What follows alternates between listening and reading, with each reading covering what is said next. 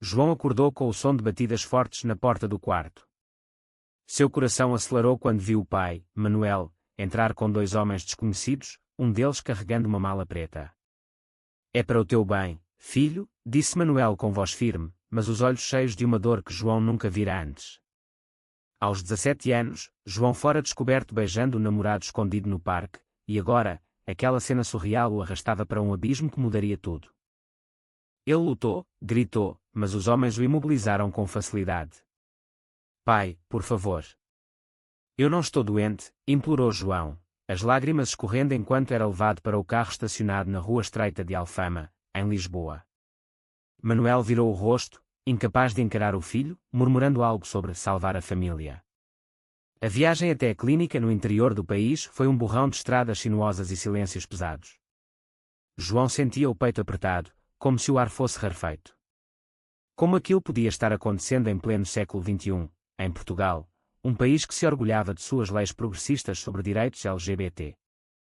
Ao chegar à clínica, um edifício antigo e isolado rodeado por vinhedos, João foi recebido por um médico de óculos grossos, o Dr. Oliveira. Vamos curar isso, rapaz.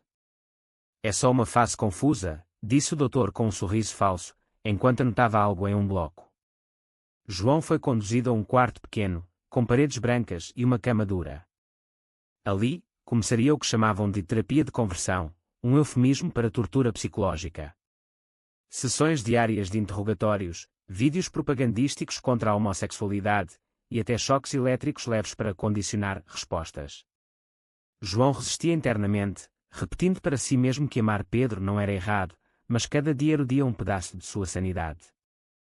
Manuel, de volta a Lisboa, lutava com sua própria consciência. Como um homem conservador, criado em uma família católica rígida, ele via a homossexualidade como um pecado que ameaçava a linhagem familiar. Sua esposa, Maria, havia morrido anos antes, deixando-o sozinho para criar João e a irmã mais nova, Sofia. Eu faço isso por ele, justificava-se Manuel todas as noites, bebendo um copo de vinho para afogar a culpa.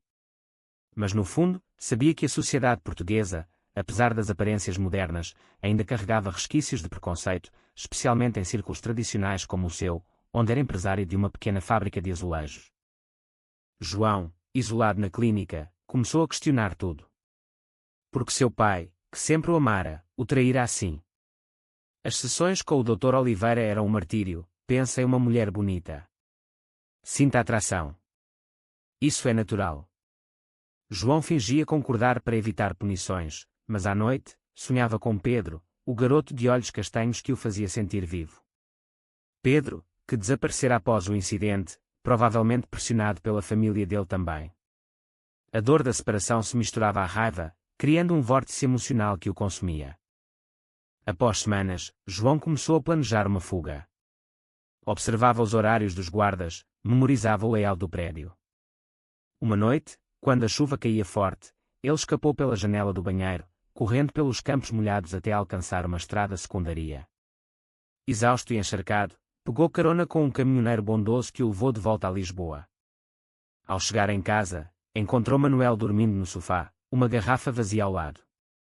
João hesitou, mas a raiva venceu. Como pôde fazer isso comigo, pai? Eu sou seu filho. Manuel acordou assustado, os olhos vermelhos. João. Graças a Deus. Eu pensei que estava te ajudando. Mas João não ouvia mais. Pegou algumas roupas e saiu, jurando nunca mais voltar. Ele se refugiou na casa de uma tia distante, em Porto, onde começou a reconstruir sua vida. Matriculou-se em uma escola noturna, trabalhou em um café para se sustentar. Ali, conheceu outros jovens LGBT, que o introduziram a grupos de apoio. Pela primeira vez, sentiu que não estava sozinho. Mas a ferida com o pai permanecia aberta. Cartas de Manuel chegavam, pedindo perdão, mas João as rasgava sem ler. Ele se matriculou em Direito na universidade, motivado pela injustiça que sofrera. Vou lutar por quem não pode, prometia a si mesmo. Anos se passaram, e João se tornou um advogado promissor, especializado em direitos humanos. Pedro reapareceu em sua vida, agora um homem maduro, mas o amor deles havia mudado, tornara-se uma amizade profunda, marcada pelo trauma compartilhado. Manuel, envelhecendo sozinho, via Sofia se distanciar também, reprovando suas ações passadas. A fábrica enfrentava dificuldades, e a solidão o consumia. Ele começou a questionar suas crenças, lendo artigos sobre a invalidade das terapias de conversão, banidas em muitos países. Mas o orgulho o impedia de se aproximar do filho. João, agora com 25 anos, decidiu confrontar o passado. Em uma audiência judicial em Lisboa, ele processou o pai por danos morais e psicológicos causados pela terapia. O tribunal lotado, com ativistas e jornalistas, assistia ao drama familiar se desenrolar. O juiz bateu o martelo, iniciando a sessão. João, vestido com um terno simples, sentou-se ao lado de seu advogado, o coração batendo forte. Do outro lado, Manuel, grisalho e curvado, evitava o olhar do filho. Senhor João Oliveira, exponha sua acusação, disse o juiz com voz neutra. João respirou fundo. Meu pai me forçou a uma terapia de conversão aos 17 anos, acreditando que minha orientação sexual era uma doença. Sofri humilhações, isolamento e tratamentos abusivos que me deixaram com traumas permanentes. Exijo compensação e reconhecimento público de que aquilo foi errado. A sala murmurou, flashes de câmaras iluminando o rosto tenso de Manuel. O advogado de defesa, contratado por Manuel, contra-argumentou: meu cliente agiu por amor, guiado por crenças culturais e religiosas profundas. Na época, tais práticas, embora controversas, eram vistas como opções válidas por algumas comunidades. João sentiu uma onda de raiva. Como podiam justificar o sofrimento? Testemunhas foram chamadas. O Dr. Oliveira, agora aposentado, depôs com relutância: eu seguia protocolos da época. Não via maldade. Mas sob pressão de João, admitiu que as terapias não tinham base científica. Pedro, como testemunha, contou sobre o impacto no relacionamento deles: perdemos anos de nossas vidas por causa do medo imposto. Manuel, quando interrogado, quebrou o silêncio. Eu errei, filho. Mas eu temia pela tua alma, pela nossa família. A sociedade nos pressiona a ser normais. Lágrimas escorriam por seu rosto, mas João permanecia impassível. Isso não justifica o que fez. Você me roubou minha identidade. Fora do tribunal, a mídia portuguesa fervilhava. Jornais como o Público e o Diário de Notícias cobriam o caso, destacando o debate sobre direitos LGBT em Portugal. Ativistas da ILGA Portugal protestavam do lado de fora, com cartazes dizendo: amor não é doença. Sofia, agora uma jovem universitária, assistia tudo dividida, amando o pai mas apoiando o irmão. João, em suas noites insones, revivia os momentos na clínica. Os choques, as sessões de recondicionamento, as noites chorando sozinho.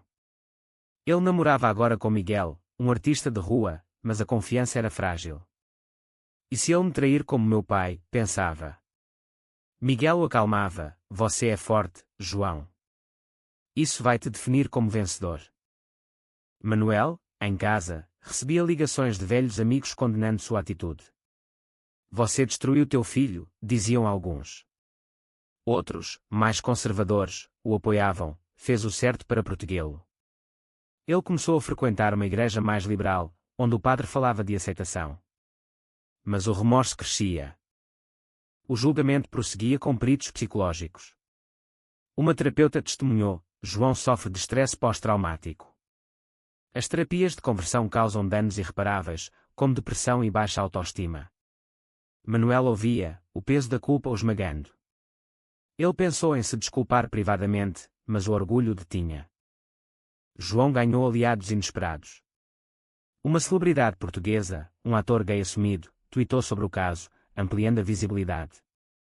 Doações para sua causa chegavam, e ele fundou uma ONG para vítimas de terapias semelhantes. Não sou só eu. Milhares sofrem em silêncio, dizia em entrevistas. No intervalo do julgamento, Sofia confrontou o pai. Pai, você precisa pedir perdão de verdade. João merece. Manuela assentiu, mas as palavras travavam na garganta. Ele via agora como suas ações foram influenciadas por uma sociedade que, apesar das leis de casamento gay desde 2010, ainda tinha bolsões de intolerância. João, preparando seu argumento final, refletia sobre o custo. Processar o pai o libertaria ou o amarraria para sempre ao passado. Ele decidiu prosseguir, pela justiça maior. A tensão no tribunal atingia o pico quando o juiz anunciou os argumentos finais. João se levantou, voz firme apesar do tremor interno. Esta não é só minha história. É sobre todos os jovens forçados a negar quem são por causa de preconceitos arcaicos. Meu pai escolheu o medo em vez do amor, e eu paguei o preço com anos de dor. A sala aplaudiu discretamente, ativistas acenando bandeiras arco-íris. O advogado de Manuel rebateu. Manuel Oliveira agiu como muitos pais, protegendo seus filhos do que via como perigo. Ele merece compaixão, não punição. Manuel, ouvindo, sentiu uma pontada. Ele queria gritar que se arrependia, mas o protocolo o silenciava.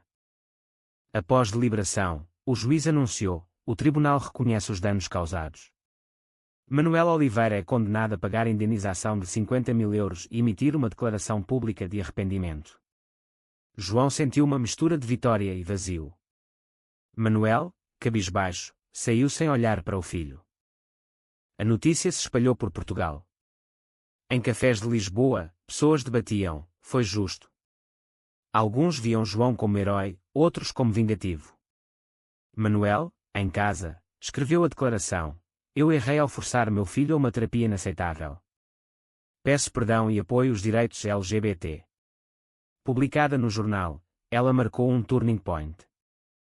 João, com o dinheiro, expandiu sua ONG, ajudando vítimas em todo o país. Ele viajou para o Alentejo, onde ouviu histórias semelhantes, jovens rejeitados por famílias, sofrendo em silêncio. Miguel o acompanhava, fortalecendo seu relacionamento. Você está mudando vidas, dizia Miguel. Mas o reencontro com o pai era inevitável. Sofia organizou um jantar familiar em Porto. Manuel chegou nervoso, carregando uma caixa de fotos antigas. Filho, posso falar? João assentiu relutante. Eu fui cego pelo que me ensinaram. Perdi tua mãe cedo e temi perder você também. Mas nada justifica o que fiz. João ouviu, as emoções conflitando. Você me quebrou, pai. Mas eu me reconstruí mais forte. Eles não se abraçaram, mas foi um começo. Sofia sorria, esperançosa. Anos depois, João se casou com Miguel em uma cerimônia simples na praia de Cascais.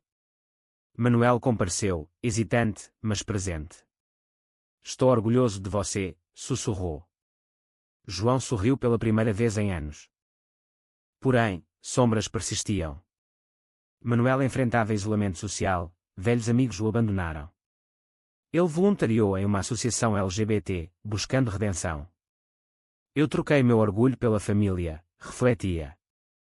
João, em seu trabalho, lidava com casos difíceis: um adolescente suicida após rejeição familiar, uma mulher trans discriminada no emprego.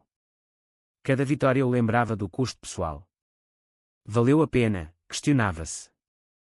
A sociedade portuguesa evoluía, com leis mais rígidas contra a discriminação, mas preconceitos enraizados demoravam a morrer. João debatia em painéis, defendendo que amor não tem gênero. Em uma noite chuvosa, Manuel sofreu um infarto.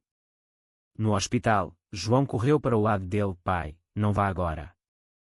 Manuel apertou sua mão: eu te amo como você é. Aquelas palavras, tardias, curaram uma ferida profunda. Após a morte de Manuel, João herdou a fábrica de azulejos, agora em declínio.